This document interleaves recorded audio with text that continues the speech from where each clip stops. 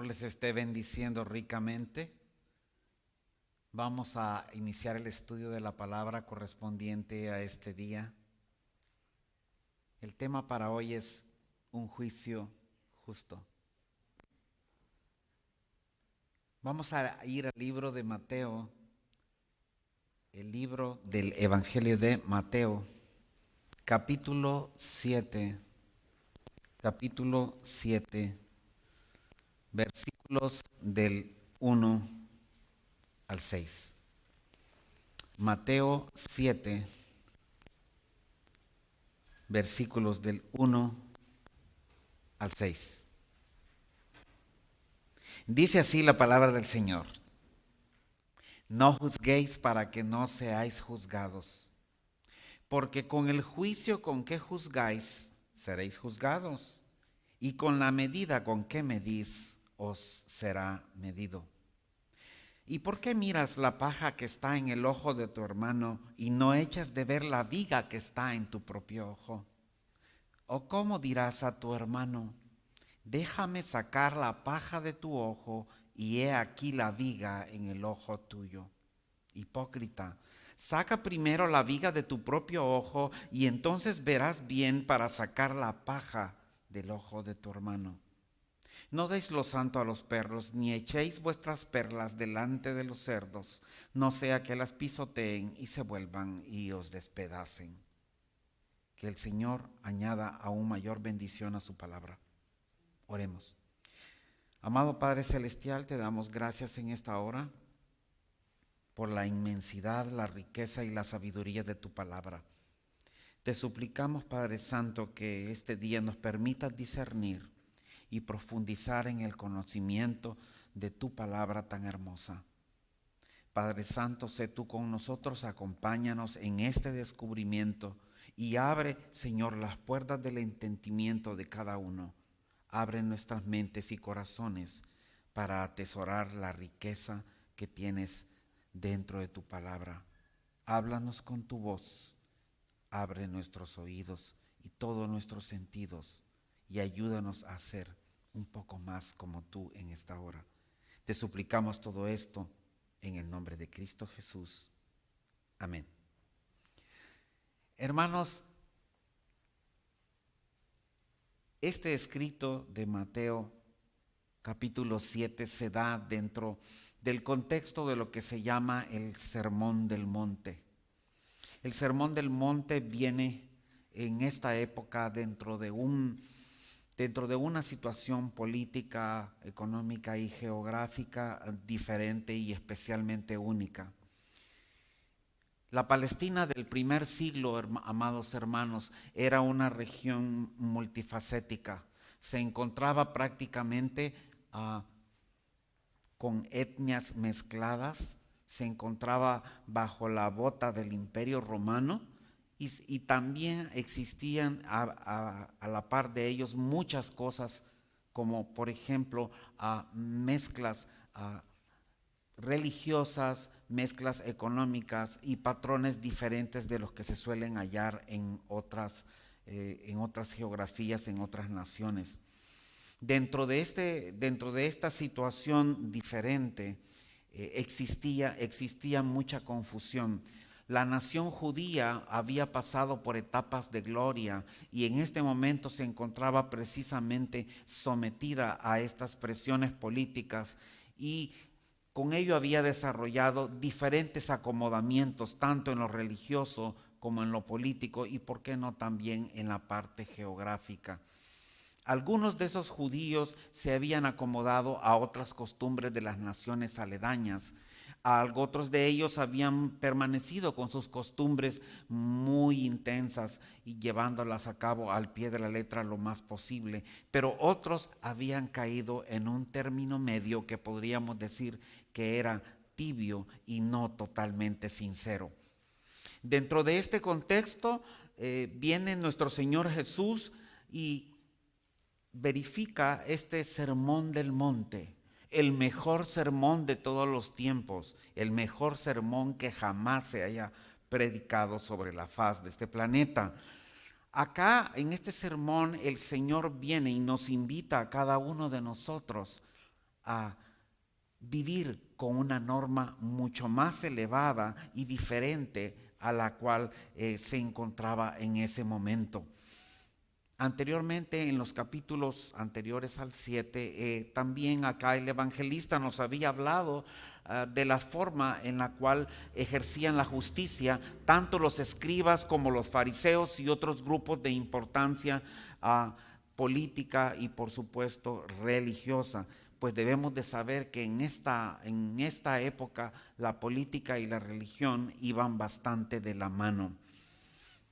Este sermón viene directamente a cambiar la historia en la cual la humanidad, en la cual el Señor había venido, era tan diferente, y acá Él ofrece directamente a sus discípulos 5 discursos. Hay 5 discursos muy importantes de tipo histórico y de tipo teológico, pero hay algo que incluye y que es muy importante, y que es el ataque directamente hacia lo que es el legalismo de los fariseos.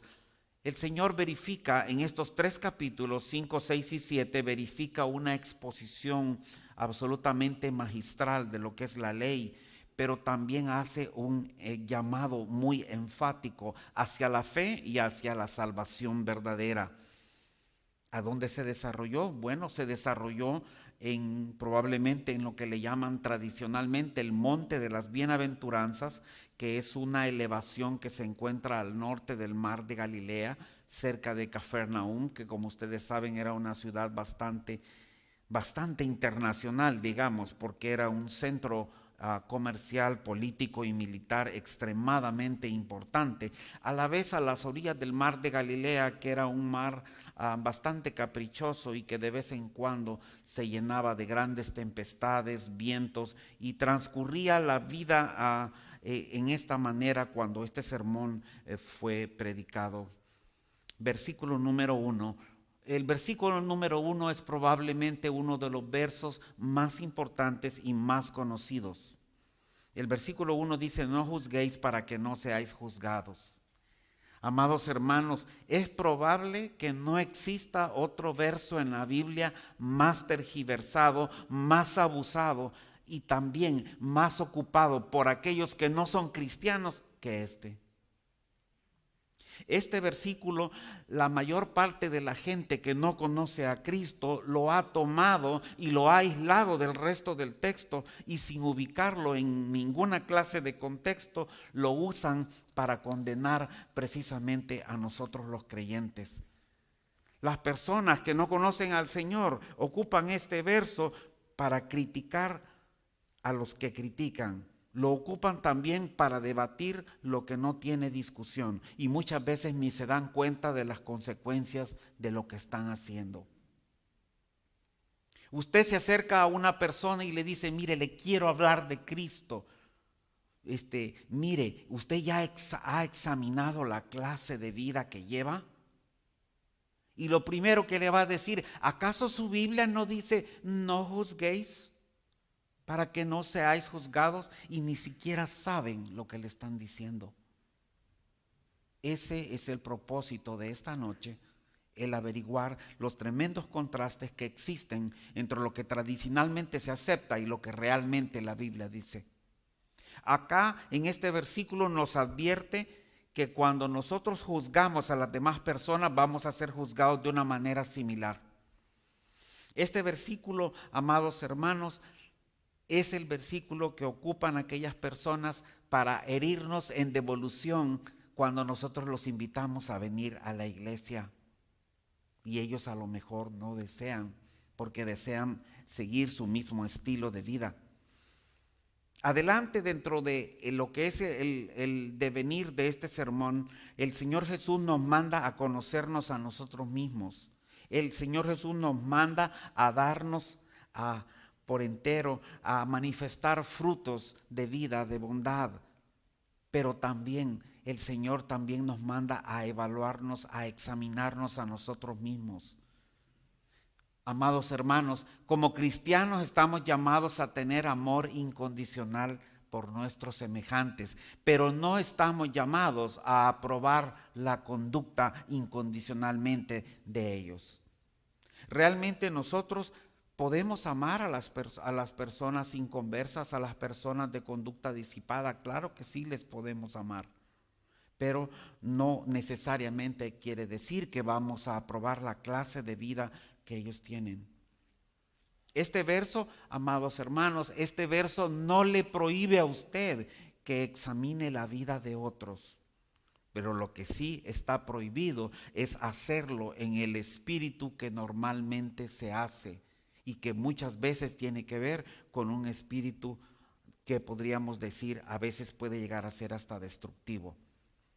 Hay un ejemplo de juicio injusto que a veces se hace. Hay juicios justos y juicios injustos. Y si partimos del hecho de que la justicia es que se te dé a ti lo que a ti te mereces, tiene que haber también un juicio que sea justo. ¿Se recuerdan ustedes, amados hermanos, de cuando ocurrió la condenación de los discípulos que regañaron a la mujer que ungió los pies de Jesús, los pies del maestro con aceite? ¿Se recuerdan cómo hicieron ellos?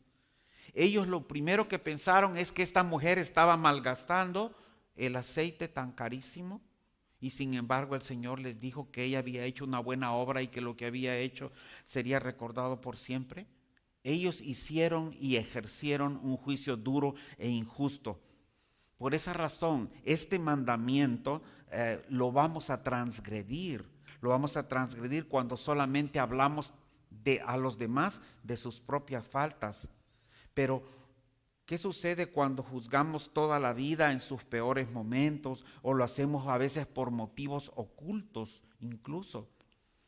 ¿Qué sucede cuando nosotros no nos ponemos en el lugar de la otra persona, en sus circunstancias? Y por supuesto, cuando nosotros a veces no tenemos en cuenta que también el Señor va a evaluarnos y va a hacernos rendir cuentas. Amados hermanos, no debemos de olvidar que como cristianos tenemos un control sobre lo que nosotros vamos haciendo, pero también tenemos la libertad de elegir cómo vamos a ser juzgados.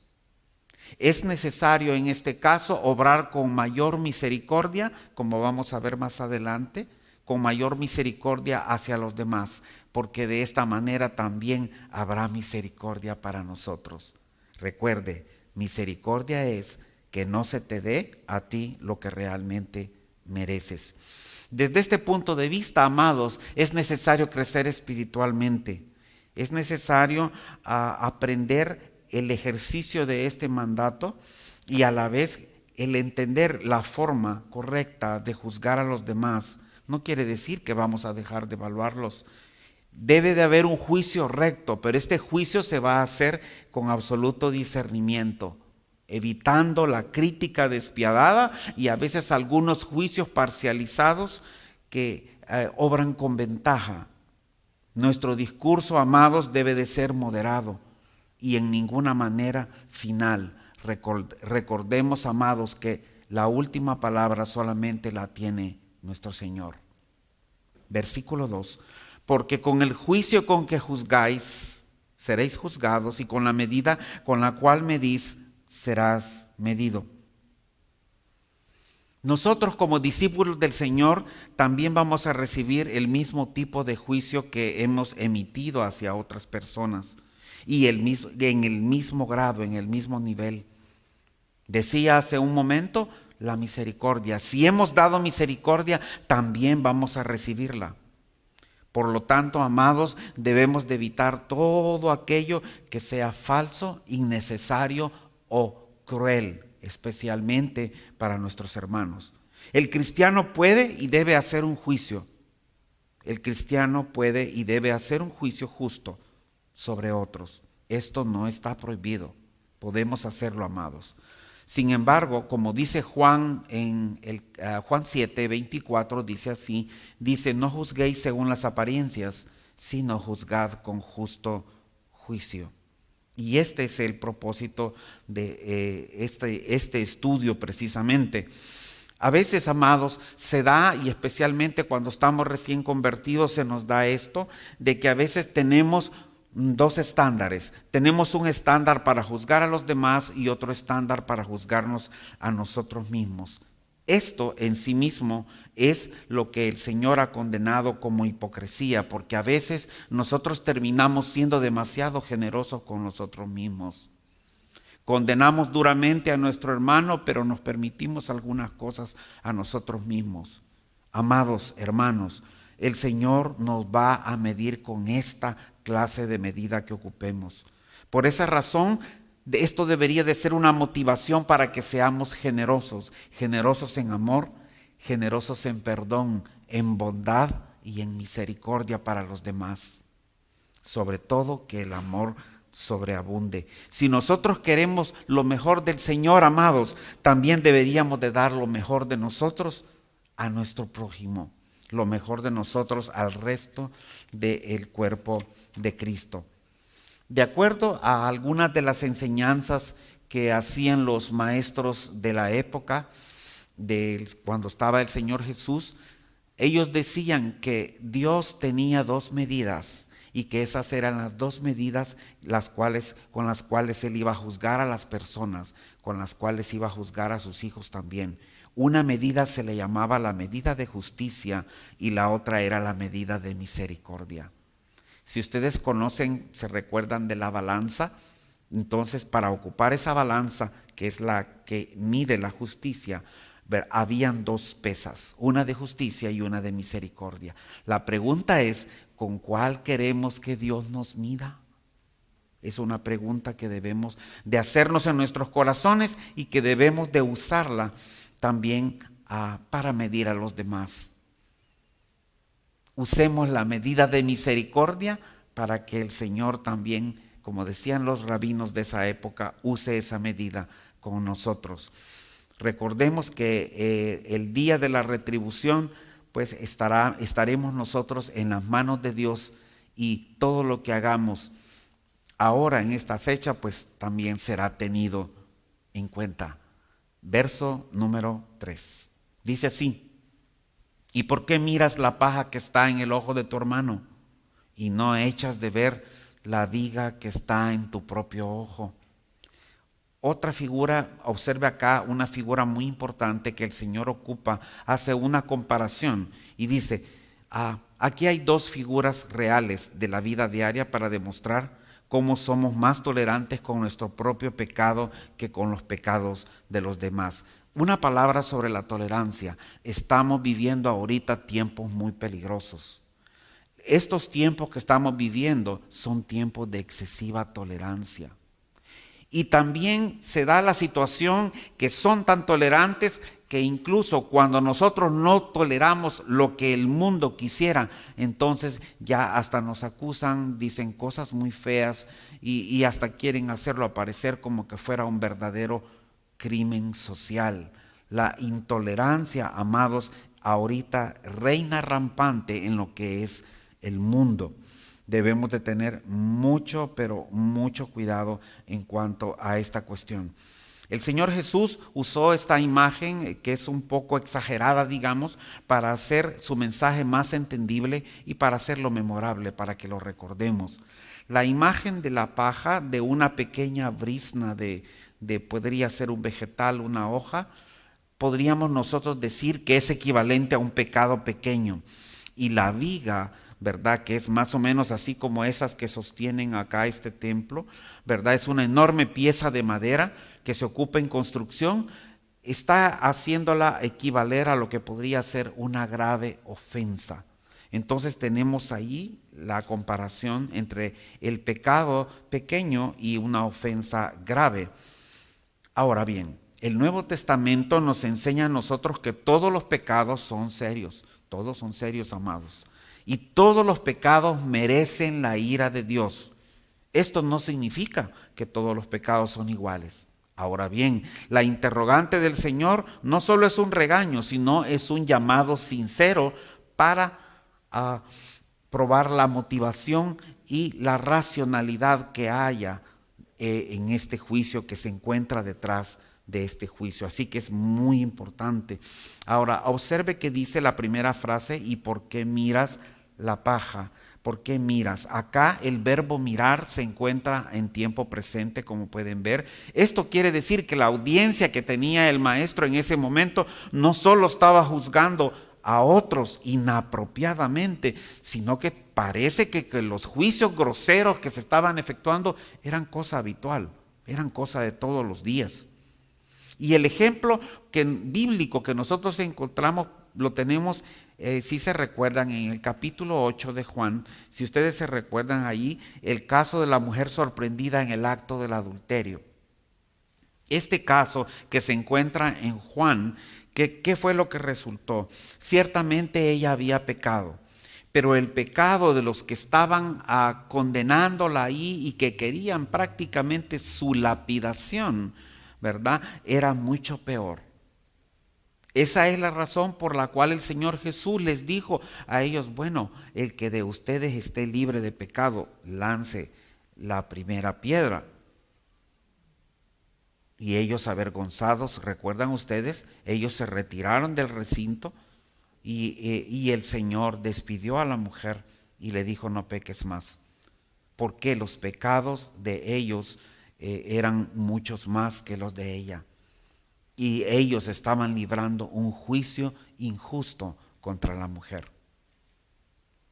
Ninguno de nosotros, amados hermanos, debemos considerarnos que estamos totalmente calificados para ser los jueces de otro.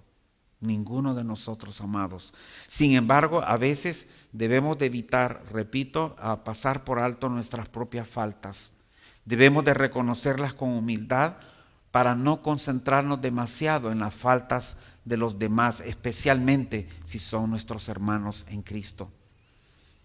Recuerde, si nosotros no podemos ver nuestra propia falla, entonces vamos a estar ciegos para ver las fallas de otro y para evaluar o examinar los pecados, o en este caso las fallas de la otra persona. Versículo 4, dice así: ¿o cómo dirás a tu hermano, déjame sacar la paja de tu ojo y he aquí la viga en el ojo tuyo? Igual, ¿cómo podemos aconsejar si estamos ciegos por nuestras propias faltas? Decirle a otra persona que cambie y cerrar los ojos a nuestras faltas es algo contradictorio, es algo escandaloso. No tiene sentido. Eso sería como que, por ejemplo, como que un cirujano oftalmólogo tratara de operarle los ojos a un paciente y él se encuentra ciego o se encuentra con una banda oscura sobre sus ojos. Sería exactamente lo mismo. Esto no es posible. Entonces, amados, el verso inicia, o cómo dirás, inicia prácticamente en una especie de shock ante la audacia de una persona que intenta asistir las necesidades espirituales de otro cuando él se encuentra en una peor condición espiritual. Esta ilustración lo que nos muestra es que nuestro hermano pecaminoso está intentando remover la paja del otro, pero es más probable que lo que va a hacer es hacerle mucho daño, porque esto es un procedimiento delicado y al final lo que va a terminar, materialmente hablando, sería dañando la visión de la otra persona. Y esto espiritualmente también tiene su equivalencia. No podemos hacer una cosa como estas. Los versos 5 y 6, observen ustedes, el verso 5 primeramente, dice así el Señor: hipócrita, saca primero la viga de tu propio ojo y entonces verás bien para sacar la paja del ojo de tu hermano. Acá, hermanos, este es otro de los versículos increíblemente fuertes que se encuentran con esta expresión tan intensa, tan fuerte. Amados, la persona que tiene la viga en su propio ojo no se da cuenta, no tiene conciencia, amados. De la misma manera que a veces es muy difícil evaluar a nosotros mismos, por ejemplo, la forma en la que caminamos, pero otra persona que viene detrás de nosotros puede decirnos: hey, estás caminando con el pie torcido, ¿qué te pasó? Pero nosotros no nos damos cuenta. De la misma manera, muchas veces por nuestro propio pecado continuamos ciegos por nuestra propia culpa. Pero las demás personas sí se dan cuenta de eso y lo notan inmediatamente. Hay una historia muy hermosa, una historia que se encuentra en el libro de Segunda de Samuel. Amados hermanos, vamos a Segunda de Samuel, por favor. Segunda de Samuel, capítulo 12, es una historia muy buena. Segunda de Samuel, capítulo 12. Esta es la historia de Natán sobre el hombre que robó y mató la oveja ajena. ¿Se recuerda de la historia? Natán cuenta una historia sobre el hombre que robó y mató la oveja ajena. Siga la lectura conmigo. Dice así en el libro del profeta Sam, ahí 12, ¿verdad? Dice así: Natán amonesta a David. Jehová envió a Natán a David, y viniendo a él, le dijo: había dos hombres en una ciudad, el uno rico y el otro pobre. El rico tenía numerosas ovejas y vacas, pero el pobre no tenía más que una sola corderita que él había comprado y criado, y que había crecido con él y con sus hijos juntamente, comiendo de su bocado y bebiendo de su vaso y durmiendo en su seno, y la tenía como a una hija.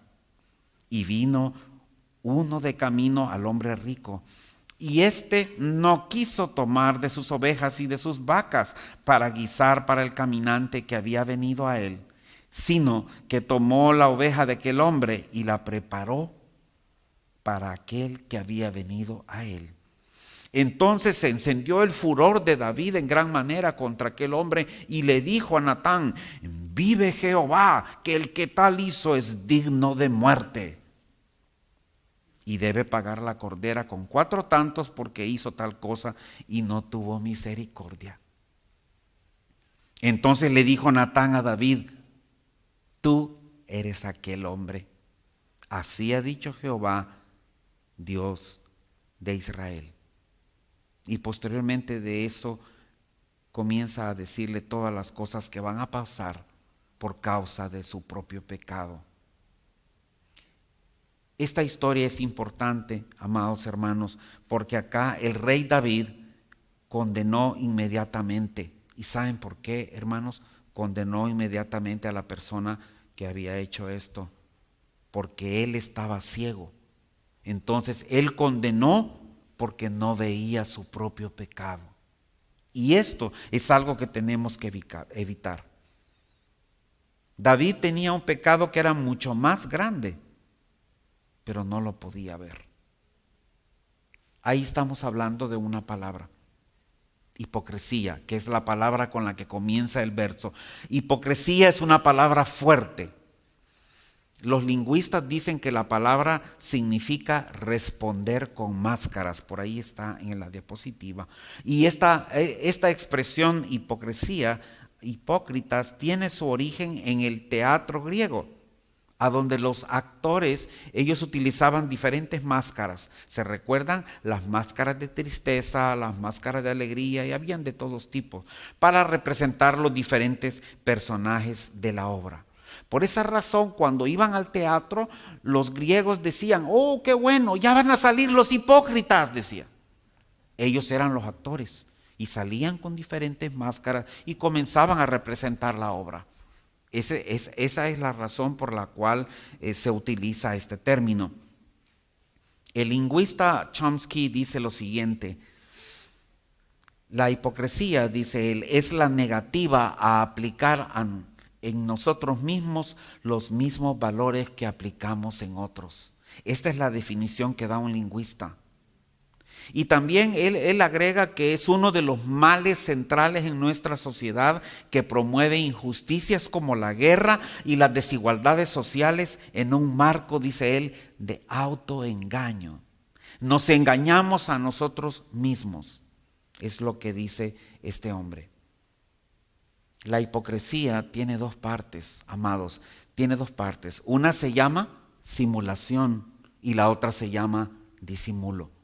En la simulación, en la primera parte, de la simulación, consiste en que nosotros mostramos algo distinto de lo que se es, algo distinto de lo que somos. Y en el disimulo, entonces, al igual que los griegos, ¿verdad? Utilizamos otra máscara y ¿qué resulta? Ocultamos lo que no queremos mostrar. Entonces la hipocresía tiene esas dos partes, tiene esas dos facetas. Esa es la razón por la cual el Señor Jesús la condenó en diversas ocasiones. Porque la hipocresía era una característica de los líderes religiosos de aquella época, los líderes también políticos, y ellos la ejercían ampliamente. Recuerde usted cuántas veces el Señor también los acusó a muchos de los fariseos por imponer cargas sobre el pueblo, cargas ritualísticas que ni siquiera ellos mismos eran capaces de soportar. Esto era precisamente, fue una de las razones por las cuales el Señor habló tan duramente en este sermón a toda esta gente y a todos estos grupos de religiosos. El Señor condenó absolutamente todo esto y nos advierte a nosotros que no hagamos, por ejemplo, se recuerdan extensas oraciones, dijo él, vanas palabrerías, y que no hagamos cosas para ser vistos de los hombres. Y agregaba el Señor cuando decía esto, para ser visto por la demás gente, tú haces esto o ocultas esto. Entonces se recuerda, si usted analizamos todos los ejemplos que el Señor pone a lo largo de los evangelios, nos vamos a dar cuenta que es una invitación de Él a dejar toda esta clase de conductas. También cuando habla de la levadura de los fariseos, escribas y de los mundanos, Él dice la cual es la hipocresía. Nos habla a que nosotros nos despojemos de todo eso. Sin olvidar, por ejemplo, la parábola del siervo malo, la cual encontramos en Mateo 18, en el cual dice, Él tendrá su parte con los hipócritas. Él ya tuvo o ya tendrá su parte con los hipócritas. Por tanto, amados, la hipocresía es un pecado y es una de las características que se encuentra, por ejemplo, en la gente que no está genuinamente convertida. Mucho más en el creyente, amados hermanos, esto no debe de ser. La razón es porque la hipocresía acarrea vergüenza al reino de Dios. Cuando nosotros nos damos cuenta que estamos teniendo esta clase de conductas, es mejor que seamos sinceros con nosotros mismos y que en oración, amados, reconozcamos nuestro pecado. De esta manera vamos a ser mucho más efectivos al momento de examinar y de juzgar a las demás personas. Es necesario a veces hacer esto. Gálatas 6:1 dice, por ejemplo, lo siguiente. Hermanos, dice, si alguno fuere sorprendido en alguna falta, vosotros que sois espirituales, restauradle con espíritu de mansedumbre, considerándote a ti mismo, no sea que tú también seas juzgado, seas tentado. Extremadamente importante lo que dice Gálatas en el 6:1. La restauración tiene que ser amorosa, hermanos. Amados hermanos, cuando dice aquí, cuando fuere sorprendido en alguna falta, ustedes, hermanos, que son espirituales, van a restaurar al hermano con espíritu de mansedumbre. Esto es lo que escribió Pablo. Considerando a nosotros mismos, no sea que nosotros mismos seamos tentados. Muy importante hacer esta exhortación y esta restauración en mansedumbre y por supuesto en amor. Como ven, amados, los versículos anteriores los hemos centrado básicamente en analizar el aspecto de examinar a las otras personas, el aspecto de asistir a las otras personas de una manera adecuada y por supuesto sincera, honesta. Pero el último versículo tiene que ver con aquellas personas que no quieren nada de nosotros. El último versículo tiene que ver con esas personas que precisamente es algo controversial. El último versículo dice así: no deis lo santo a los perros, dice, ¿verdad? Ni echéis vuestras perlas delante de los cerdos. No sea, dice, que las pisoteen y se vuelvan y os despedacen. Amados, este versículo ha sido motivo de una gran controversia a lo largo de los siglos. Ha sido muy mal interpretado en ocasiones. Cuando dice no des lo santo, aquí tiene que ver y tiene origen en la preocupación que lo tenían los judíos. El asunto era así, donde dice no deis lo santo a los perros. Amados, en primer lugar, los perros no eran lo que son ahora. Los perros, los animalitos domésticos que nosotros conocemos ahora, son hermosos, son muy bellos, son amorosos, son amables. Lo reconocen a usted y lo protegen aún con su propia vida, ¿verdad? Y algunos mueren protegiéndolo a usted, ¿verdad que sí? Dicen ahora, ¿cómo dicen? Es el mejor amigo del hombre. En realidad no es cierto, pero así dicen, ¿verdad? Por lo menos es un buen amigo el perrito, ¿verdad? Y sirven mucho, tienen muchas utilidades en la sociedad moderna. Pero los perros de los cuales habla la Biblia no eran así. Eran animales salvajes, que eran animales carroñeros, comían cosas sucias, podridas, vivían en tremendos grupos. Eran jaurías verdaderas de estos animales, las que vivían en forma salvaje, y eran animales despreciables, inmundos. No piense usted que cuando dice perros acá son los perritos hermosos que usted tiene en casa. No, nada que ver.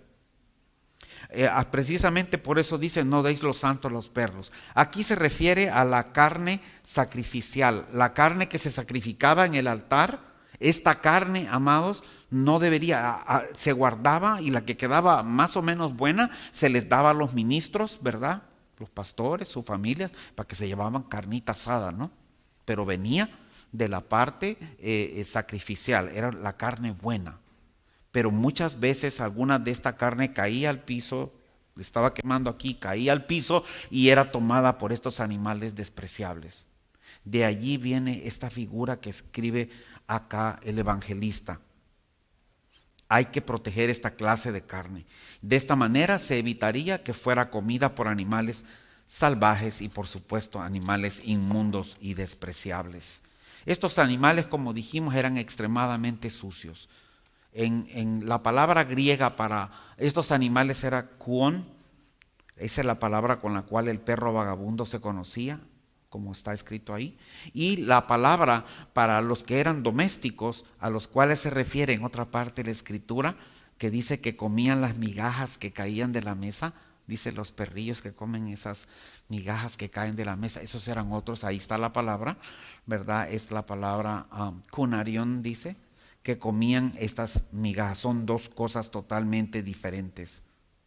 Precisamente Nacianzus fue uno de los que identificó esta parte donde dice lo que es santo.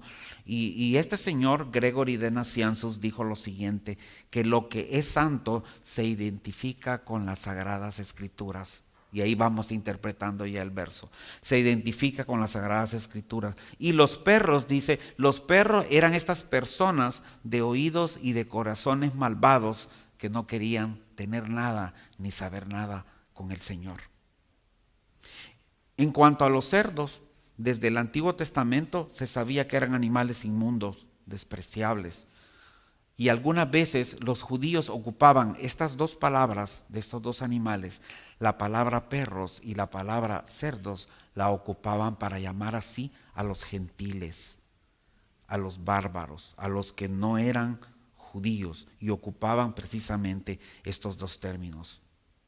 Hay otra parte ahí que tenemos, otra palabra muy interesante, dice perlas.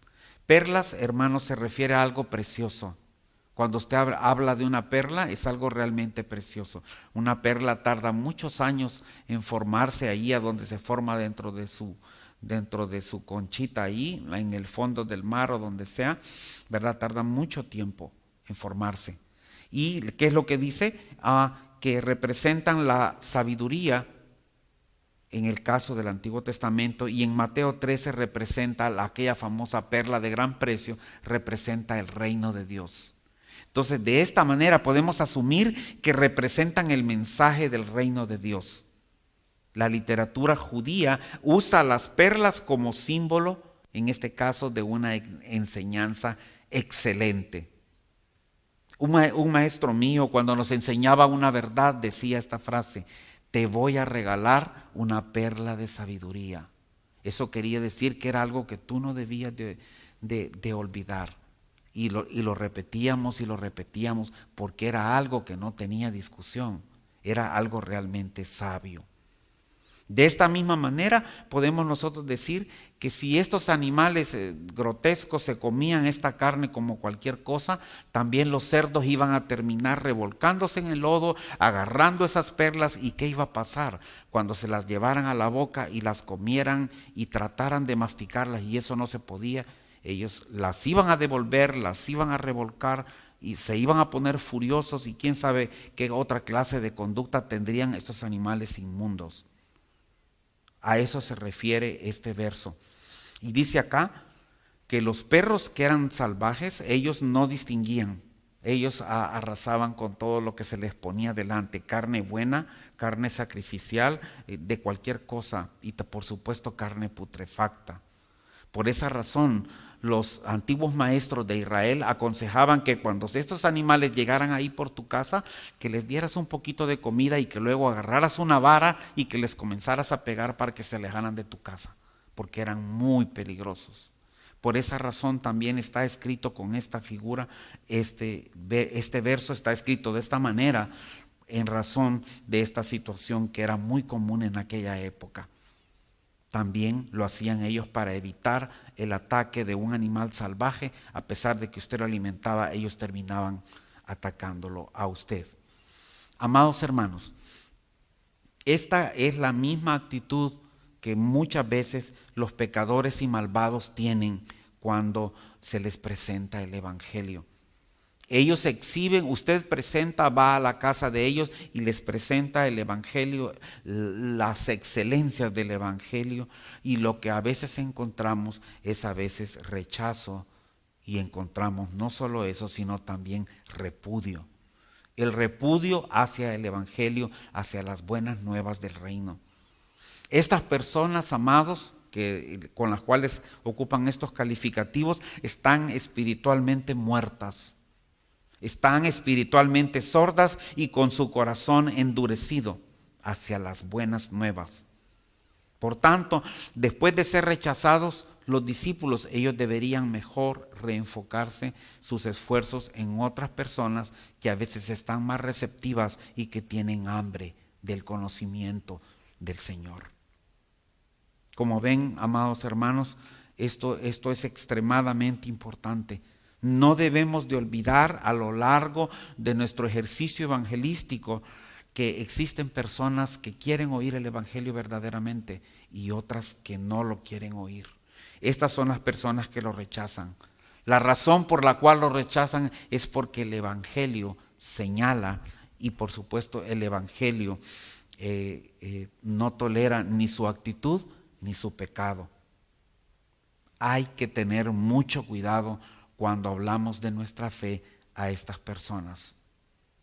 El Señor se le predica a todos, pero algunos corazones van a ser receptivos, pero otros no. Y algunos hasta van a intentar casi hacernos daño, como se ha visto en algunos países. Haríamos bien, amados hermanos, en seguir el ejemplo, en el caso, por ejemplo, como Pablo, las instrucciones que Pablo les daba a sus discípulos cuando llegaran a un lugar y no los recibían. Tiene que haber en este momento pues también prudencia hasta para predicar el Evangelio.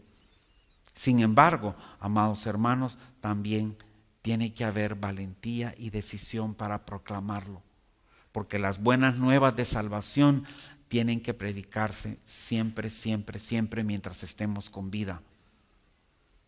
No sabemos exactamente cuándo el Señor va a venir, pero la misión tiene que ser cumplida y todavía faltan almas por alcanzar. En la medida en que nosotros juzguemos saludablemente y en la medida en que nosotros evangelicemos a las personas que aún a las que nos rechazan, estaremos cumpliendo la misión y estaremos cumpliendo lo que el Señor ha dejado para nosotros. Tenemos una gran tarea por delante, pero también tenemos a uno que ha vencido al mundo, y este que ha vencido al mundo nos lleva de la mano directamente hacia su reino. No olvidemos que estamos trabajando con el autor del universo. Que el Señor añada bendición aún mayor a su sagrada palabra y nos permita continuar en su reino siempre, desde ahora y hasta la vida eterna. Vamos a orar. Amado Padre Celestial, te doy gracias en esta hora por tu infinita bondad. Gracias, Señor, por ayudarnos a conocer las profundidades de la palabra. Padre mío, en esta hora te ruego que tú seas con nosotros, Padre Santo, y que nos ayudes cada día a crecer en ti, a crecer en tu palabra. Ayúdanos también a perdonar y a obrar con bondad, especialmente con nuestros hermanos. Ayúdanos, Señor, a demostrar el amor unos con otros y que esta sea la marca que la gente de afuera mire en nosotros. Ayúdanos, Señor, a obrar santamente y con todos los motivos sinceros de nuestro corazón. Ayúdanos a vivir, Padre Santo, por cada una de tus palabras. Padre mío, quédate con nosotros en esta hora. Bendice a Iglesia Bíblica Berea. Bendice a todos tus hijos en esta hora. Y quédate con nosotros este día, el resto de la semana y siempre, hasta que tú decidas otra cosa. Te lo suplicamos en el nombre de tu Hijo amado, nuestro Señor Jesucristo. Amén.